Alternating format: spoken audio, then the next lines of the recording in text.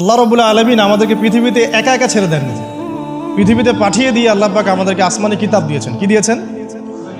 প্রত্যেক যুগে যুগে আসমানি কিতাব এসেছে। তাওরাত, জাবুর, ইনজিল, কোরআন এসেছে। আগেকার আসমানি কিতাবগুলো কি এখন চলবে না চলবে না? আগেকার আসমানি কিতাবগুলো কি এখন চলবে না চলবে না? যখন থেকে নবী মুহাম্মদ সাল্লাল্লাহু আলাইহি ওয়াসাল্লাম নবী হয়েছেন এবং তার উপরে কোরআন নাজিল হয়েছে, এখান থেকে নিয়ে কিয়ামত পর্যন্ত অন্য কোনো আসমানি কিতাব কেউ মানলে কি চলবে না চলবে না? এ বিষয়ে নবী সাল্লাল্লাহু আলাইহি ওয়াসাল্লামের একটা হাদিস বলি, তারপর সামনে যাই। একদিন নবী সাল্লাল্লাহু আলাইহি ওয়াসাল্লামের সামনে ওমর রাদিয়াল্লাহু আনহু বসে আছেন। কে বসে আছেন?